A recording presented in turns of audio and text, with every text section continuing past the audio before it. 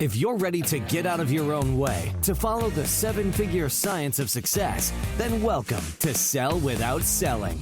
Tune in with renowned international speaker Stacey O'Byrne as she shows you how mastering relationships, achieving the proper mindset, and attaining the necessary motivation will catapult you away from failure and onto your journey to greatness.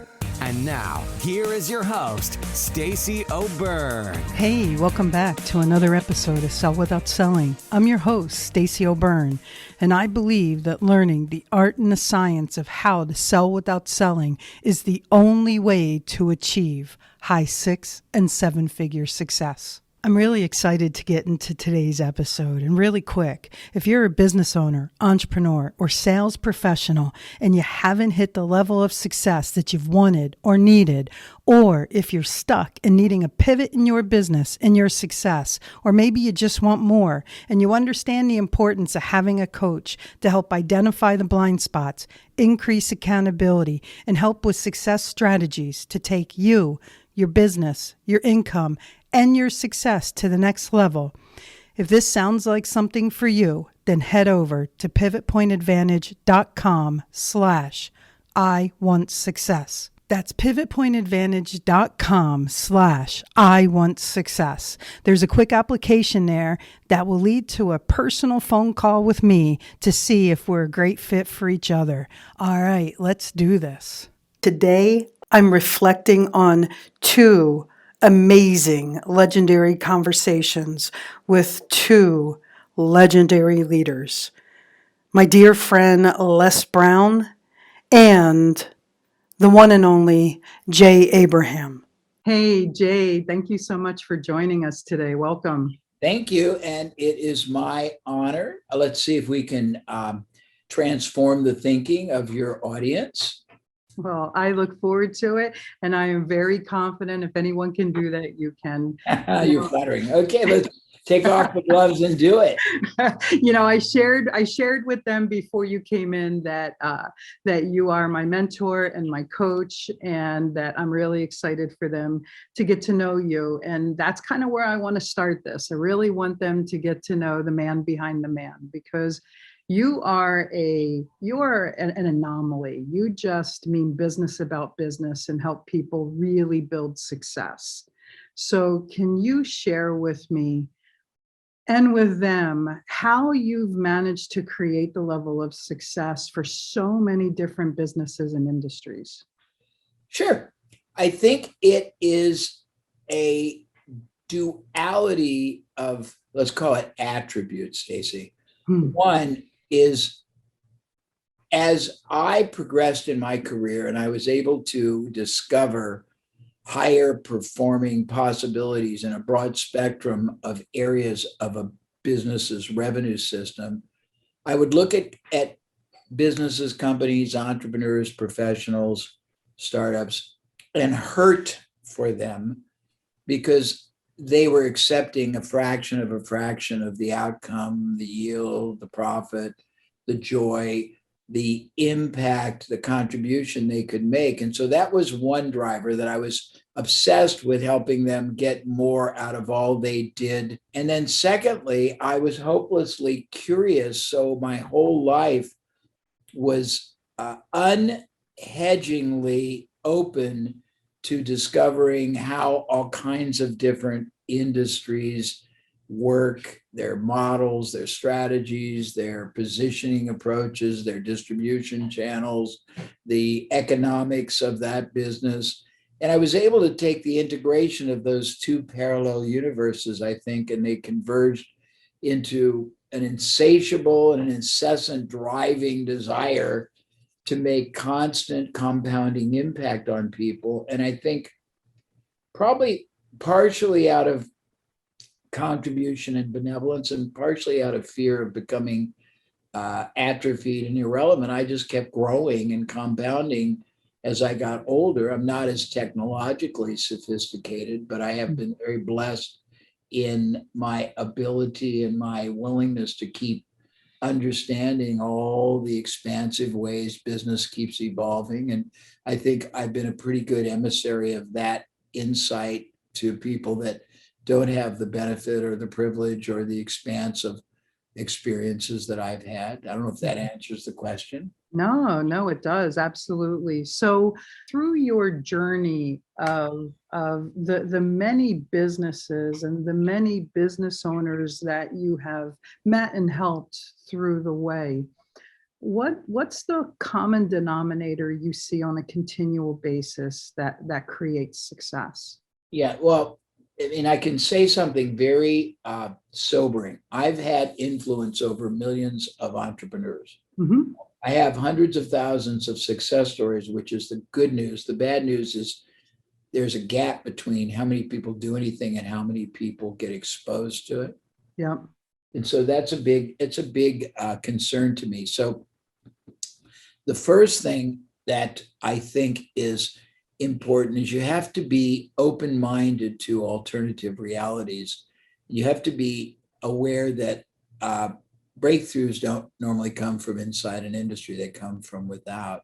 You have to be willing to re-examine what you're doing from a more nuclear point of view than you're probably used to. And then you have to have a willingness to experiment, a prejudice towards action, a predisposition towards implementation, execution, and fluidity and flexibility. And you have to be totally collaborative. Les, welcome to the show. Thanks so much for joining me.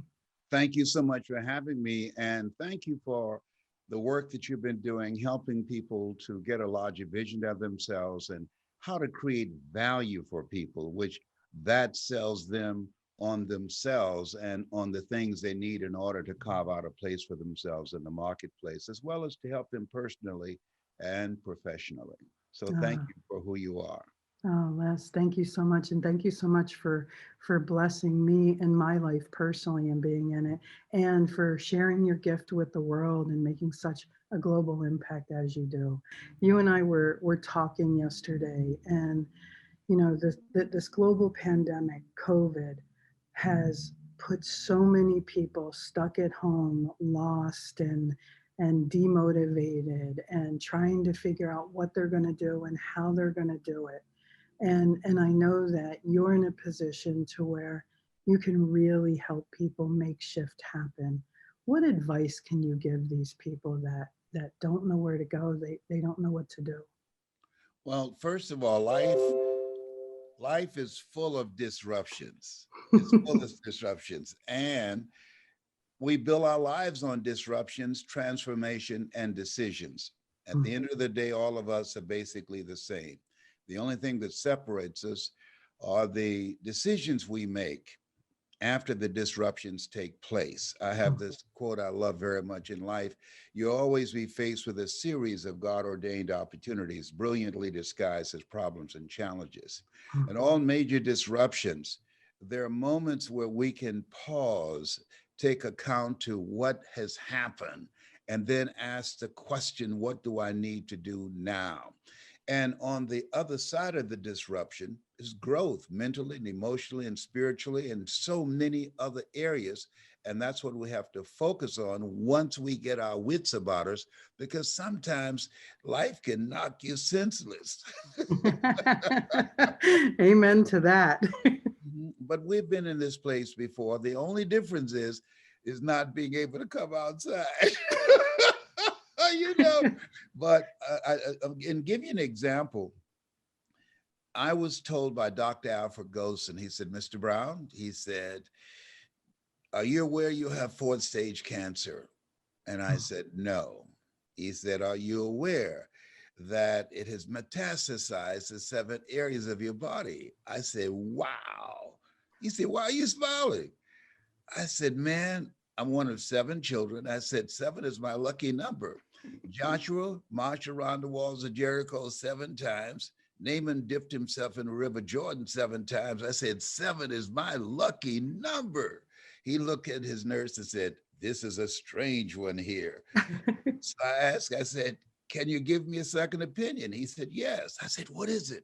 He said, and you're ugly too. I said, wow. I said, you didn't call me ugly, did you? Oh my God, you are crazy. He said, but you got this.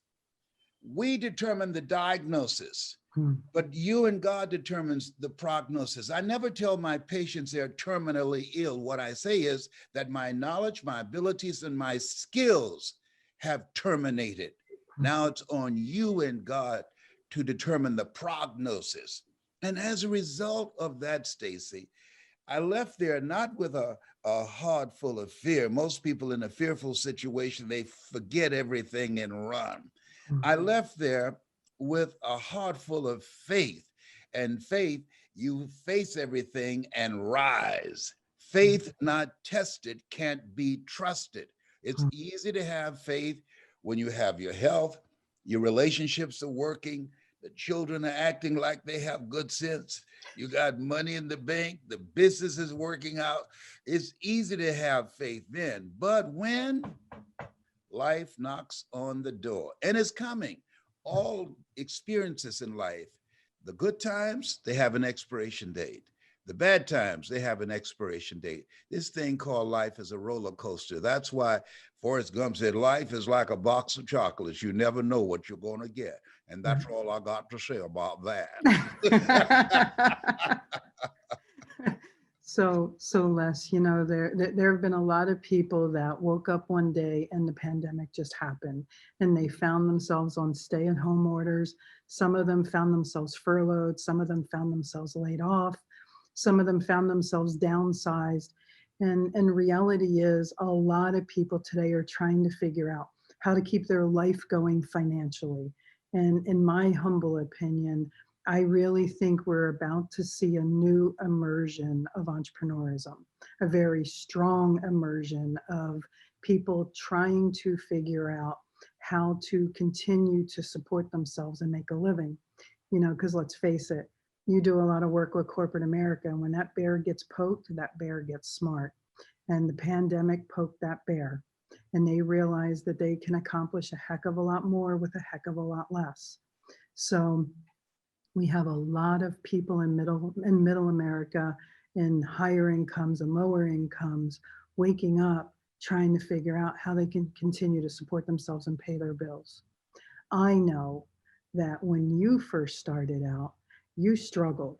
You knew that you had a future. You knew that you had this fire in your belly and that what you were doing at that radio station wasn't enough. You knew you wanted more.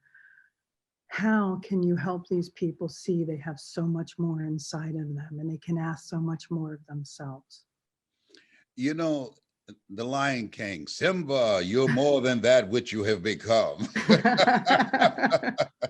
When you look at where we are, just think about this now. We're in a golden age right now. And here's why I say this. When this took place, something happened that we did not anticipate. Life had just snatched a rug out from under us. Here's something that we have to look at. When something happens, you have to begin to discipline your mind to go within, not focus on what has happened, because where focus goes, energy flows. 2007, Time magazine said that the computer is the person of the year. Why? Because the computer can help you to begin to create a global business around the world. It eliminates geography. We've gone from brick and mortar to click and order. We have all the tools we need. When I got back from Dubai, when I went there, they were just having the clampdown and you had to go into quarantine. And I went from traveling all over the world to speaking virtually 3 to 4 times a day from home. So here's where we are. Number one, what's important? Mental resolve, because things are going to happen over this year. At least 3 things are going to happen to you and me or to someone we care about. My youngest daughter, she has been diagnosed as positive. She's gotten through it. And my heart goes out to the families and friends who didn't have that kind of fortunate outcome. But in the meantime, she had to figure out, how do I begin to learn something else to make money, something else. When I was fired from radio, which I love and which was my life, and I didn't see it coming, I had to learn how to use my talent in another way. See, if you're not willing to learn, no one can help you. But if you're willing to learn, no one can stop you. So it's now in the comfort of our home, virtually, we can learn anything virtually. We can begin to create our own economy virtually. Coming out of this space where we are, there will be millionaires, there will be billionaires, and there will be witnesses. And so when you said, and it's very true, that the people that are going to come out of this era, this is an entrepreneur's era. We've gone from people thinking they can get a job, graduate from college and work for 40 years. The 40-40 plan is gone, and retiring 40%, which was enough in the first place. That's gone. This is a new ball game. Einstein said, the thinking that has brought me this far has created some problems that this thinking can't solve. So we have to rethink our lives and reinvent ourselves and develop the mental resolve, the willingness to learn something differently, and to create collaborative, achievement-driven, supportive relationships. When you extricate yourself from the morass of over-intimidation, success in any facet of a life, business, career, health, unless you've got some rare abnormality that is, just that is an act of God, that's 2 or 3%. The rest of it, you have control over that destiny, whether you want to exercise it or not. Yeah, so many people fail to realize that they have a choice in everything. They can either respond or react. And depending I love that. And depending on which choice they make, they're either going to end up with reasons or results. I love that. That's really great. I like your nomenclature. Oh, well, thank you. I too have worked with thousands and thousands of entrepreneurs, of course, not at the level that you have, which is, I believe that when we want to elevate our life, our person, our business, our impact, we always connect with a mentor and a coach to help take us to the level we want to go, which is why I embarked in my journey with you. Thank you. And the one thing that I've realized with working with so many entrepreneurs is they let that if in life, life is spelled out really easy. We live, there's the if, and then it ends. So it's that if in the middle. I love this. It's really interesting. I love you. I love your philosophy and your ideology, but it's true. But you're reducing it down. It's really, the complexity is really elegant simplicity, isn't it? Yeah. And for me, the more simple we can make the journey through life and the journey through success, the easier it becomes. People just choose to make it hard. And when you realize that if that happens, it's an opportunity for us to take in more tools that we've never had before, to grow and evolve so that we can now respond to different scenarios we've never been exposed to. However, so many take part in being, I'll lovingly say, a victim to them instead of allowing their neurology to evolve so that they can become a victor over something and grow through it. No, I think that's very beautifully articulated. I agree. And to me, the tragedy is literally that so many people could have so much more yield, result, payoff, contribution out of what they do and who they do it for if they looked at their roles and their rationale differently. And there's so much more you could get out of everything. And that's been sort of the denominator of my life, is how much more can a business person get out of, from, for others first, themselves second, because you really are rewarded in life, Stacey, for the problems you solve and the opportunities you make possible for others. Yeah. So there's multiple directions I want to go right now. I am beyond excited because working with you has has really helped me elevate the way I think and process. And, people used to tell me all the time that I think differently than most. When I met you, I always carried a badge of honor that I was capable of thinking outside the box. And when I met you, I realized, wow, you think outside the universe. So I really look to be able to expand my ability to think outside the box. And, two of your strategies that I'd really like to talk about right now. First is the relational capital, and second is preeminence. And the reason why I'm lumping them together is because I think they go together, and I think they also stand alone. But one common denominator I find that impacts the ability to leverage both strategies is the itty bitty shitty committee. I think people's voice in the head, their bully in their brain, really prevents them from showing up and leveraging relationship capital, because they show up needing a sale instead of wanting to serve. And I think that itty bitty shitty committee shows up with preeminence to the point where imposter syndrome kicks in and disallows them to really leverage that strategy. So I'm curious as to what you think about the bully in the brain. Yeah, that's very interesting. Well, I think that people don't understand that, and I found this to be true on a worldwide basis. There's always going to be somebody else who truthfully has more to gain than you do by seeing you achieve your goal. But you've got to figure out who they are, and they don't always perceive it. So you have to help them see the connection. And that takes a belief in a bigger and more auspicious purpose to your business life.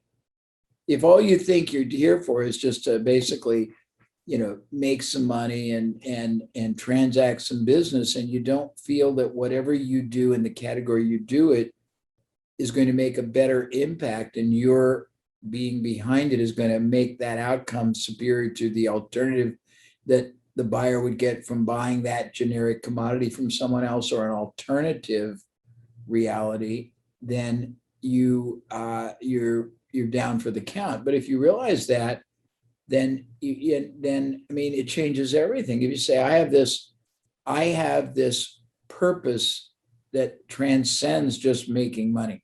I'm here to make the biggest difference I can in the most people's lives I can, and I have to reach them by as many different mechanisms, because if all I do is what everybody else does, plus or minus 20-30%, I'll be better or worse, and I won't be able to realize my destiny in behalf of others. No, I absolutely agree. So let's talk about preeminence. Sure. Okay. Yes. And one thing that I'm most passionate about is, when I started out being a content creator and impact maker on my journey to really help and serve entrepreneurs, imposter syndrome was real for me. And I converted in an environment to where I became a really big fish in a really small pond, because I knew I was good at what I did. And I knew that I had been studying this for 30 years, and that I truly was and am the resident expert in what I deliver. And for that reason, I have now risen to an occasion to where I have served thousands. And now this little guppy is swimming out into the ocean, attempting to be a bigger fish in a bigger pond now. So what's your advice to someone who has served the strategy of preeminence and posturing and making themselves the expert, and now looking to expand their footprint? Well, if you are committed to being seen in the eyes of your target market as the most trusted advisor, the only viable solution they could choose, a provider who transcends anything even comparable to the commodity equivalent. And you've done very well doing that at a certain level. You owe it to yourself, to raise your game, because usually we don't come close to challenging and realizing the potential inherent in our opportunities. There's two, it's almost polar opposite. They're the people that set their sights so high that they try to pole vault the first time and they fail, they miss the mark. And then they're the people that they're content to be big fish, little pond, and they never transcend it. And what happens is, I don't think you can realize your fullest dual potential. One is as a contributor, as a value creator, and the other as an entrepreneur, as a viable force and factor for yourself. If you don't keep stretching, I mean, there's an adage: you grow or die. And I was talking earlier about physics: you expand or you contract. Yeah.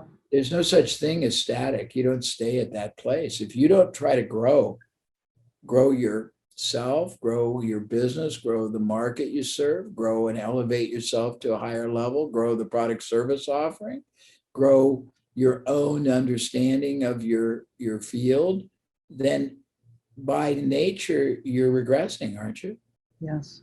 Well, when you're not staying like this, you can't. Doesn't exist. No, the universal laws: what you feed grows and what you starve dies. There's always movement in life. Yeah. And I think if people get that, it's very liberating, exciting. I mean, if you say, okay, it isn't anything more than physics. Right. No, I absolutely agree. When you look at success, when you look at sales conversions, when you look at impact creation, it's the law of sciences. It's not an art. It's not a talent. It is all science. Yeah. And I think that makes it, I always said, people, when they think it's art, think it's complicated. When it's science, it's teachable, it's learnable. Now, you may not be as good as someone else, but it's as if saying, okay, an engine will drive a car, whether it's an engine in a Mercedes or a Kia. Okay, water and sun and fertilizer will grow plants, whether it's a dandelion or an orchid, right? I mean, so if you understand, there's foundations to everything, and it demystifies the intimidation factor. And I think that we feel, and I've heard the imposter syndrome mentioned a bunch of times this week, so it's interesting. We feel inauthentic when we don't feel deserving. But if you look around life, sometimes I do things to negate that toxicity from pervading myself. I look at people who have achieved greatness, and I look at most of them have not just started out being great. They were just ordinary people who figured out how to become extraordinary by a differing mindset. Les, I really appreciate you taking your time out of your busy schedule to share with us your greatness. And I'm confident our listeners are going to want to find you. What do you have going on now? What can they plug into with you? I'm working with a select number of people who are hungry to make a difference on the planet and to change their lives, and their voice is their superpower. I just encourage them to go to hungrytospeak.com, hungrytospeak.com, and they're going to get some motivational messages that will transform their lives, and I'm encouraging them to send it out to as many people as possible. So Jay, thank you so much for being on today's show. If our listeners want to find you, reach out to you, how can they follow you? Well, I mean, they can. I mean, I have Facebook, but it's not, I don't do it myself. Somebody does it for me. So, I mean, we've got a website, we've got 2 websites. We've got one for smaller businesses. That's Abraham University. And it's got a lot of cool things for them. And I have a website, abraham.com, that's got, Jesus, I don't know, 800 different resources we give away for no opt-in. And it's pretty expansive. And so if they're big enough, they can always seek me out. It's evident on the website. So yeah, abraham.com or Abraham University, either of those are fine. And we've got a podcast that's very eclectic. In fact, I'll probably take your recording and put it on it because I liked it. We take other interviews and put them on our own. It's called The Ultimate Entrepreneur, and it's got, I don't know, 300 different episodes on it. None of them sell anything, no advertising. So yeah, there's a lot of ways. Awesome. Thank you. I'll make sure all that ends up in the show notes. Your success is important to me, and it's also important to me to make sure that these episodes are valuable to you. I would love for you to do a few things right now. I'd love for you to hop over to Instagram and follow us at Pivot Point Advantage. That's hop over to Instagram and follow us at Pivot Point Advantage. Second, I'd love it if you'd head over to Facebook and join our Sell Without Selling community. That's head over to Facebook and join our Sell Without Selling community. We have an immense amount of interaction on both platforms. We also share different information on both platforms, so we look forward to seeing you there.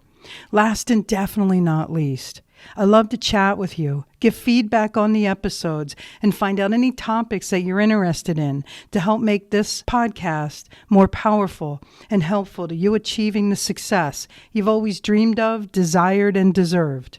Head over to pivotpointadvantage.com/talk to Stacey. That's pivotpointadvantage.com/talk to Stacey. Let's get a 15-minute call on the schedule. I look forward to getting to know you.